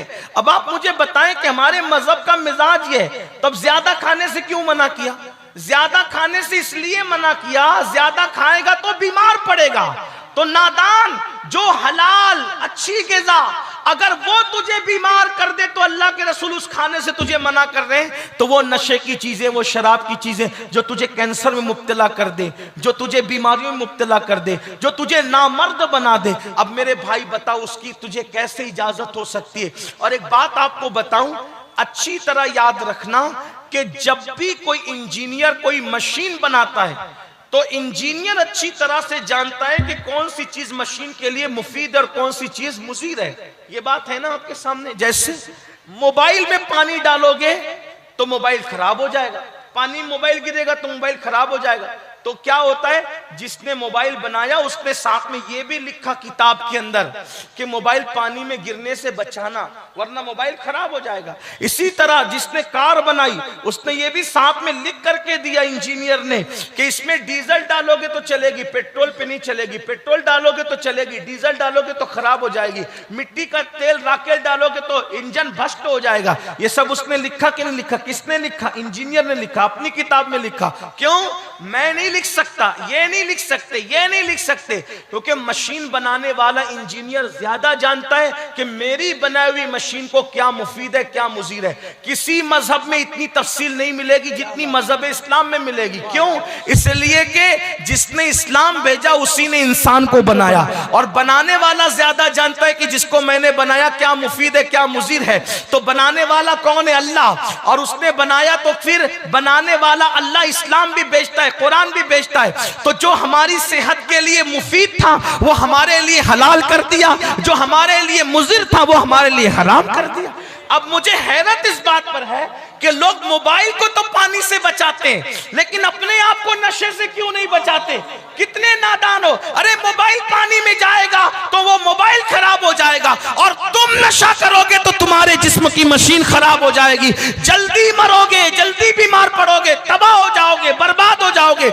इसलिए तौबा करो। ये शराब, ये नशे की चीजें तुम्हें बीमार करती है, तबाही के दाने। अरे कम से कम अपना नहीं सोचते, अपने बच्चों का तो सोचो कि तुम्हारे बच्चे जब स्कूल जाते हैं तो तुम्हारे बच्चों को चिढ़ाया जाता है, ये शराबी का बच्चा आया, ये शराबी का, इसका बाप तो नशा करता है। जब तुम नशा करोगे तो तुम्हारे बच्चे एहसास कमतरी का शिकार होंगे, एहसास कमतरी का शिकार होंगे तुम्हारे बच्चे, वो नशा करने वाले की औलाद कहलाएंगे। फिर उसके बाद जब वो जवान होंगे तो अच्छे घराने का रिश्ता तुम्हारे बच्चों को नहीं आएगा। लोग कहेंगे इसका बाप तो शराब पीता है, इसका बाप तो नशा करता है, तो अच्छे घराने के रिश्ते नहीं आएंगे।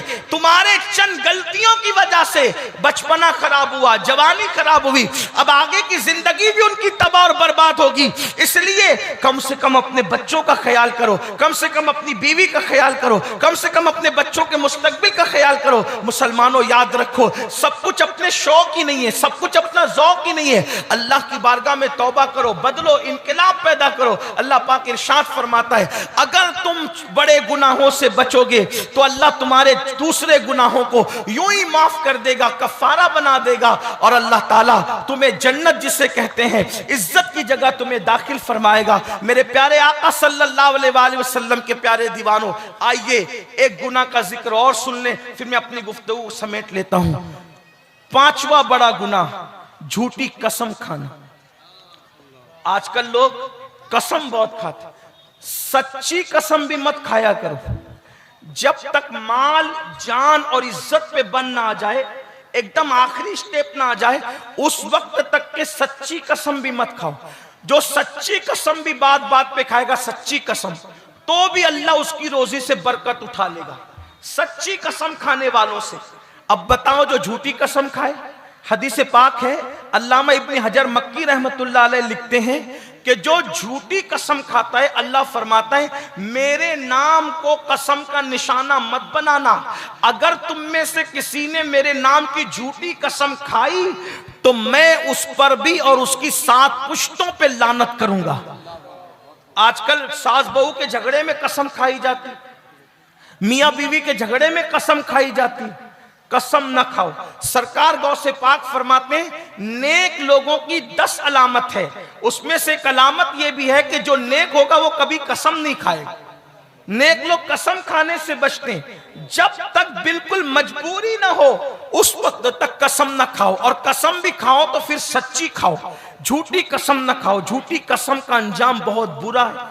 झूठी कसम पर अल्लाह ने लानत फरमाई है, और बल्कि 7 पुश्तों तक लानत का ऐलान फरमाया है। इसलिए झूठी कसम न खाओ। अल्लाह अकबर, क्या हाल हो गया लोगों का। 250 रुपए की चप्पल बेचने के लिए भी अल्लाह की कसम खाते हैं, पालक और सब्जी बेचने के लिए भी अल्लाह की कसम खाते हैं। लोगों का हाल ये हो गया। मेरे आका सल्लल्लाहु अलैहि वसल्लम के दीवानों, ये सब दीन से दूरी का नतीजा है, मजहब से दूरी का नतीजा है, इस्लाम से दूरी का नतीजा है। हमने कंप्यूटर तो सीख लिया, कॉलेज की तालीम तो हासिल कर ली, हमने बिजनेस तो सीख लिया, तिजारत तो सीख ली, मगर हमने अल्लाह का दीन नहीं सीखा। जो डिग्रियां सिर्फ कब्र के बाहर काम आएगी, उन डिग्रियों के लिए 25-25 साल लगा दिए, और जो दीन की डिग्री कब्र के अंदर जाएगी हमने उसके लिए कोई तवज्जो नहीं की। याद रखिए, दीन की कदर क्या की, दीन की अहमियत क्या की, दीन की क्या कदर जानी, कोई कदर नहीं जानी। बल्कि आजकल फिक्र तो ये बन गई, अरे मौलाना ये दीन क्या चीज है, ये सब मौलवी मौलाना लोग जाने, हम क्या जाने। हम तो दुनियादार लोग हैं। ला इलाहा इल्लल्लाह, अस्तगफिरुल्लाह। याद रखना, ये दीन ही है, दीन जिसने अरब के बोरिया नशीनों को कैसर और किसरा का ताजदार बनाया। ये दीन ही है, दीन जिसकी वजह से आज हम मुसलमान कहलाते हैं। ये दीन ही है, दीन जिसकी वजह से आज इंशाअल्लाह हम मुसलमान कहला रहे, मोमिन कहला रहे, और कल इंशाअल्लाह इसी की बरकत से हम जन्नत में जाएंगे। दीन की बरकत से, मजहब की बरकत से, मसलक की बरकत से, इस्लाम की बरकत से इंशाअल्लाह जन्नत में दाखिला नसीब होगा। इसलिए दीनदार बनो। लेकिन दीनदार कैसे? सिर्फ दाढ़ी टोपी वाले, कुर्ते पैजामे वाले नहीं, बल्कि ऐसे दीनदार बनो जैसे दीनदार बनाने के लिए मुस्तफ़ा जान रहमत तशरीफ लाए थे, अल्लाह के रसूल तशरीफ लाए थे। वो दीनदारी का तसव्वुर कायम करो। घर में पर्दे का निज़ाम हो, घर में इस्लामी निज़ाम हो, हमारे घर में कोई झूठ नहीं बोलता हो, झूठी कसम नहीं खाता हो, हमारे घर में लोग फजर में उठ जाते हो, बाप बच्चों को फजर में उठाता हो, बीवी शौहर को फजर में उठाती हो, शौहर बीवी को फजर में उठाता हो। ये माहौल होना चाहिए। अरे अगर ट्रेन छूटने का खौफ हो तो पूरा घर एक दूसरे को जगाता है, और नमाज फजर जाने का खौफ हो कोई किसी को नहीं जगाता, क्योंकि लोगों के नजदीक नमाज की अहमियत नहीं है, इबादत की अहमियत नहीं है।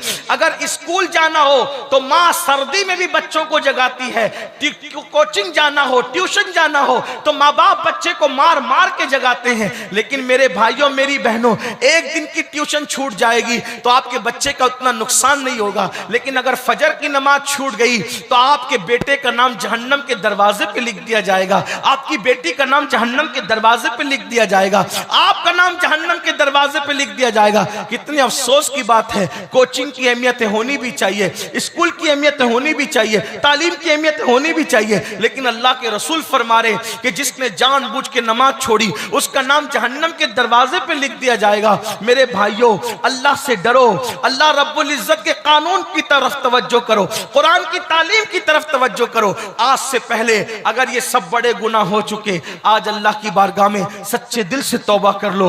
हर गुनाह का इलाज तौबा है। मेरे आका सल्लल्लाहु अलैहि वसल्लम फरमाते हैं, गुनाह से तौबा करने वाला ऐसा है जैसे उसने गुनाह किया ही नहीं। अल्लाह की बारगाह में सच्ची तौबा करो, माफी तलब करो। मेरे आका अलैहिस्सलाम इरशाद फरमाते हैं, अगर कोई 40 साल तक भी गुनाह करे और एक मर्तबा अल्लाह की बारगाह में सच्ची तौबा करे, मेरा अल्लाह उसको माफ कर देता है। बल्कि मेरे भाइयों, कभी कभी तौबा कराने वाले लोग पीछे रह जाते हैं और तौबा करने वाले आगे बढ़ जाते हैं। कभी कभी तौबा कराने वाले लोग पीछे रह जाते हैं, तौबा करने वाले लोग बहुत बुलंदी पे पहुंच जाते हैं। इस सिलसिले में हमारे बुजुर्गों ने तसव्वुफ की किताबों में कई वाकयात लिखे हैं। हो सकता है आज हम आपको तौबा की दावत दे रहे हैं, हम यहीं रह जाएं और आप आगे बढ़ जाएं। अल्लाह करे बढ़ जाएं आगे, उसके करम की कोई इंतहा है, वो तुम्हें भी आगे बढ़ाए, हमें भी आगे बढ़ाए। इस इरशाद फरमाया जाता है, एक मर्तबा का वाकया है, हजरत सैयदना जुन्नुन मिस्री रहमतुल्लाह ताला अलैह, हजरत जुन्नुन मिस्री रहमतुल्लाह अलैह, आपको शौक था दरिया की सैर का। एक बार दरिया की सैर के लिए हजरत जुन्नुन मिस्री तशरीफ ले गए तो वहां क्या देखा, एक लड़का और लड़की, बड़ी खूबसूरत लड़की और बड़ा खूबसूरत लड़का, वो दोनों वो भी दरिया की सैर के लिए आए। और जब दोनों आए तो वो हाथ में वो मौसीकी के आलात लेकर के, जो सितार वगैरह बजाते हैं, वो लेकर आए, शराब की सुराही लेकर के आए और आकर के दोनों बैठ गए, धींगा मस्ती करने लगे। हजरत जुन्नुन मिस्री भी वहां थे, आपने नजरें झुका ली, अल्लाह वाले ने नजर झुका ली। ऐसे में उन्होंने शराब भरा और शराब का एक जाम हजरत जुन्नुन की तरफ दिया, ए जवान लो पियो। आपने फरमाया, अल्हम्दुलिल्लाह हम मुसलमान हैं, हम शराब नहीं पीते, हमारे यहाँ शराब और सुअर को हराम किया गया है, हम शराब नहीं पीते। उन्होंने शराब का जाम वापस ले लिया और उसके बाद म्यूजिक बजाने लगे, गाना गाने लगे और हजरत जुन्नुन को छेड़ने लगे, ए जवान तुझे भी गाना आता है? हजरत जुन्नुन ने फरमाया, गाना तो जो उसको नहीं कह सकते, लेकिन एक चीज है, तुम्हारे इस गाने से बेहतर है जो मैं पढ़ सकता हूं। कहा अगर तुम चुप रहो तो मैं अभी पढ़ता हूं। जुन्नुन मिस्री कहते हैं, खुद फरमाते हैं कि मैंने कुरान कुरान की तिलावत शुरू की, जब मैंने कुरान पढ़ना शुरू किया, कुरान एक जिंदा किताब है, आज भी कुरान की तासीर है। अगर सही लबो लहजे में दिल से कोई पढ़ दे, आज भी जिंदगियां बदल जाए, जिंदगियों में इनकलाब आ जाए, जिंदगियों में तब्दीली आ जाए। मेरे आका अलैहिस्सलाम के दीवानों, अफसोस है जिस कौम के पास कुरान जैसी जिंदा किताब मौजूद है, आज वो कौम नाविलों में, फिल्मों में, गानों में उलझी हुई है। बहरहाल हजरत जुन्नून ने कुरान की तिलावत शुरू की, वो लड़का उठ करके भाग गया, वो लड़का उठ के भागा, लेकिन लड़की जो थी जार जार रोने लगी, जारो कतार रोने लगी और कहने लगी, ए जवान तेरा नाम क्या है? फरमाया जुन्नून मिस्री। तेरा गाना बड़ा खूबसूरत है। जुन्नून मिस्री ने फरमाया, ए लड़की ये गाना नहीं है, ये अल्लाह का कलाम है, अल्लाह का कलाम, इसे कुरान कहते हैं। ये हमारे नबी मोहम्मदुर रसूलुल्लाह पर नाजिल हुआ, ये कुरान है, अल्लाह की किताब है। अल्लाह अकबर। इतना सुनना था, उस लड़की ने कहा मुझे भी ये किताब चाहिए। जुन्नून मिस्री फरमाते तौबा कर, अल्लाह की तरफ आ। उसने तौबा किया, कलेमा पढ़ा और उसके बाद कलेमा पढ़ के तौबा करके साबका जिंदगी से, शराब से, गाने से, म्यूजिक से, मौसीकी से, अय्याशी से और आवारगी से उसने तौबा कर ली। उसके बाद हजरत जुन्नून अपनी तरफ चले गए, वो लड़की पता नहीं कहां चली गई। बस एक तसव्वुर था, एक लड़की मिली थी दरिया के किनारे, कुरान सुन के तौबा कर लिया था, वगैरह वगैरह। हजरत जुन्नून हज के लिए गए, काबे का गिलाफ पकड़कर आप रो रहे थे, दुआ कर रहे थे। ऐसे में पीछे से एक औरत की आवाज आई, ए अल्लाह मैं भूखी हूं, मेरे लिए खाना नाजिल कर। बस इतना कहना था कि आसमान से एक दस्तरखान उतरता हुआ नजर आया, उसमें अंगूर के खोशे थे। आपने पलट कर देखा, ए खातून तू कितनी मकबूल है अल्लाह की बारगाह में, तू कितनी बरगज़ीद है अल्लाह की बारगाह में, तूने मांगा और तुझे मिल गया। कौन है तू? उसने कहा जुन्नून। पहचाना नहीं? हजरत जुन्नून ने कहा मेरा नाम भी जानती है। पहचाना नहीं? कहा कौन है तू? कहा तुम एक बार दरिया पे गए थे, एक लड़की मिली थी शराब और कबाब में, आवारगी में डूबी हुई, तूने उसे तौबा करवाई थी। हाँ वही तो मैं हूँ, अल्लाह ने आज मुझे ये मकाम अता कर दिया। हजरत जुन्नून की आंखों में आंसू थे, ये मकाम तुझे मिल गया? हाँ हाँ मुझे मिल गया। जिस दिन मैंने तौबा की थी उसी दिन अल्लाह ने मुझे अपनी दोस्ती का मकाम और मर्तबा अता कर दिया। सोचो ऐसे ऐसों ने तौबा की, अल्लाह ने उनको ये मकाम अता फरमाए। मेरे भाइयों मेरी बहनों, सरकार मदीना कॉन्फ्रेंस में आए हो, अल्लाह की बारगाह में सच्ची तौबा कर लो और अपनी जिंदगी को बदल दो, अल्लाह तुम्हें भी बड़े मर्तबे अता करेगा। गुनाह में सुकून नहीं। गुफ्तगू के दरमियान कोई गलती हो तो अल्लाह ताला माफ फरमाए। आपको जाना नहीं है, इसलिए कि